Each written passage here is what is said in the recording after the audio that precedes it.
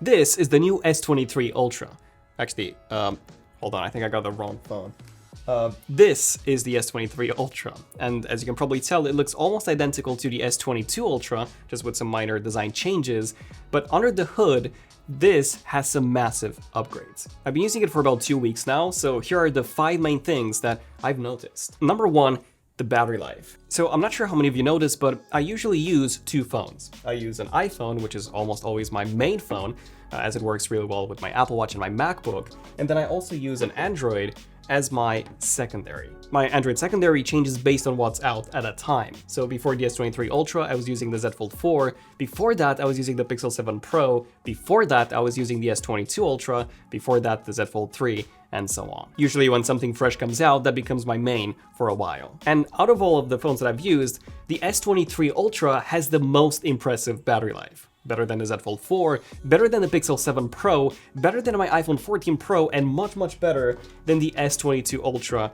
from last year. In fact, it's been so good that I wasn't able to kill it in a day, no matter how hard I pushed it. We even did a real-world battery life test, and the S23 Ultra managed to hold its own against the current battery life king, the iPhone 14 Pro Max. And that's the thing, during that trip we used Google Maps, we traveled to different places with poor cellular signal, we watched movies, played games, took photos and videos. All of these things are things that I don't normally do on an everyday basis, and still, I just couldn't kill this phone in a day. Like, based on my usage, which is usually Twitter, Instagram, Reddit, YouTube, emails, and calendar, at the end of a day, I have between 40 to 60% battery life left, which is just incredible. And when I did need to charge it quickly, it charged incredibly fast. It only took me about 1 hour and 20 minutes to fully charge it.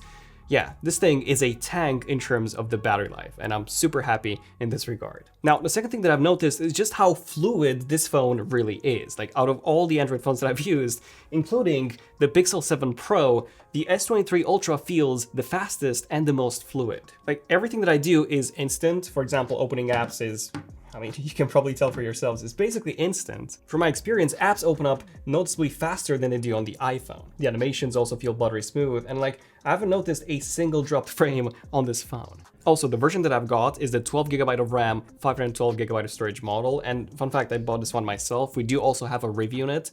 And on the 12GB of RAM model, it's just unreal how many apps I can keep open in the background. I can go to, one of the first apps and go back to it.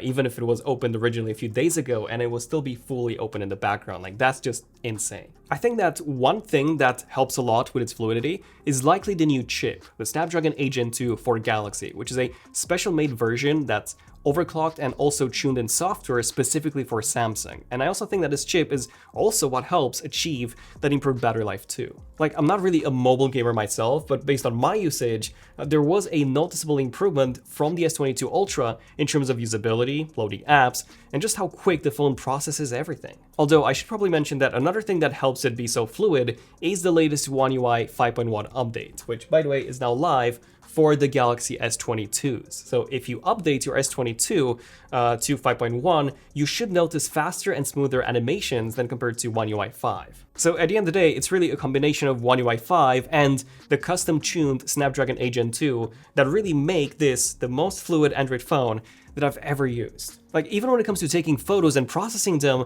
that is faster on the S23 Ultra than compared to the Exynos S22 Ultra. Like, I'm really happy that Samsung has finally ditched Exynos and fully switched to Snapdragon globally. Although I do have a bit of a hot take here. I think that Samsung will actually switch back to Exynos in the future. There have been some reports that Samsung is working on the new Exynos 2500, which would be featured in their S25 lineup. Like, I don't have a problem with Samsung using Exynos again, as long as it's in line with the Snapdragon in terms of performance, battery life, and image processing, although that has never really been the case in the past. In the meantime, Exynos will still be used in their mid-range phones, such as the Galaxy A54, which is rumored to come with Samsung's latest Exynos 1380 processor. The third thing that I've noticed is just how good this phone feels in my hands. Like, I never thought that something as small as making the frame a tiny bit more squared off would have such a big impact on comfort, but it definitely feels very grippy now, whereas the S22 Ultra felt a bit more slippery.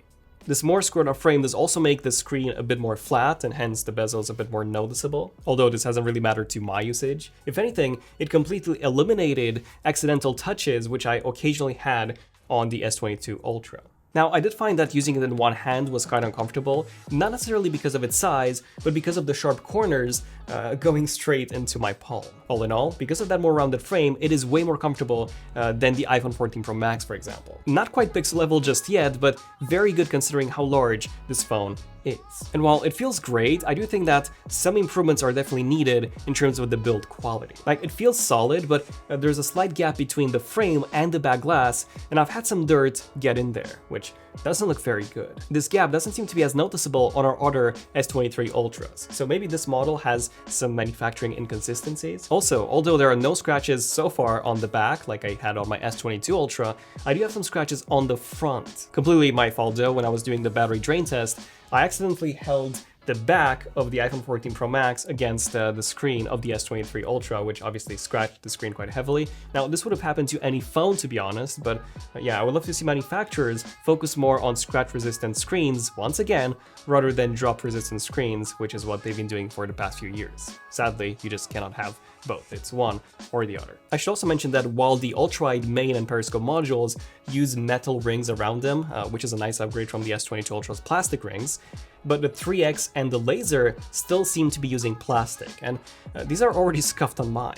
I would have also loved to see a full black frame for the Phantom Black S23 Ultra, as currently the frame does have a purple tint from certain angles, whereas the iPhone's frame, for example, doesn't. So some small build improvements, in my opinion, are definitely needed. Now, the fourth thing that I've noticed is all the camera upgrades, and I'm not going to bore you with sensor sizes and camera specs. Essentially, what you need to know is that I found this new 200 megapixel sensor to be noticeably sharper, even when taking the usual 12.5 megapixel photos when compared to the S22 Ultra's 108 megapixel sensor. There was also much more detail when I zoomed in, which I absolutely loved, and there was no more softness on the edges like the S22 Ultra suffered from, which was especially noticeable when you took photos in full resolution and then zoomed in on the edges. I also found night mode to be better, more detailed, and overall a more natural look than compared to the S22. The image processing has also been improved. We also get much more vibrant colors now, and yeah, I simply love the look that I've been getting from the S23 Ultra, especially when I was taking photos of buildings, as their textures were incredibly well defined. And video was a pretty big upgrade too, especially night video.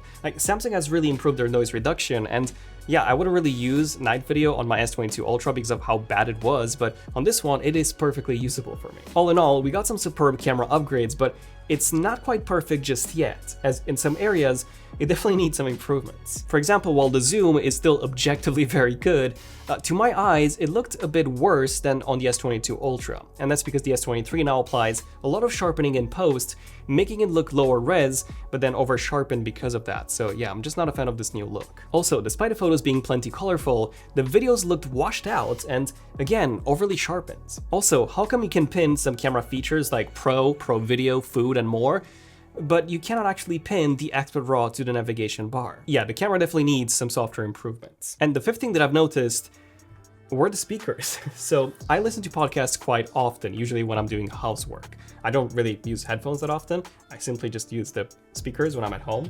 And these are so much better than on the S22 Ultra. I found them to be louder, much more bassy, and overall punchier than the S22 Ultra. And they even sounded better than my iPhone 14 Pro speakers, which was very surprising. Not only that, but its extra volume also came in handy when showering. Like, I always listen to podcasts or YouTube videos when I'm showering, and this made it so much easier to hear. Now, you probably noticed that I haven't talked about the S Pen yet, and that's because I haven't really used it much. Like, I've only used it to write down some notes for this exact video, but realistically, I never find myself using it on a regular basis. Like, I get that for people who use it to sketch or write down some quick thoughts, it is useful, but for the general public, which is like 95% of users, typing will always be faster and more convenient. And I do actually have a second hot take for this video, which is that I do believe that Samsung will eventually remove this built-in S Pen entirely in favor for just, using that empty space inside for something like a larger battery, and I'd be totally down for that. All in all, the S23 Ultra is an amazing phone.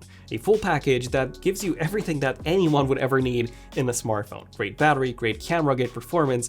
Yeah, this is my new favorite Android phone. And if you want to get one for yourselves, there are some great deals in the description box down below, as well as in these YouTube shoppable cards right here. Feel free to check out the camera comparisons and also the real-world battery life test if you want to learn more. I'm Daniel, from ZONEofTECH, and I'll see you guys in the next one. ZONEofTECH, signing out.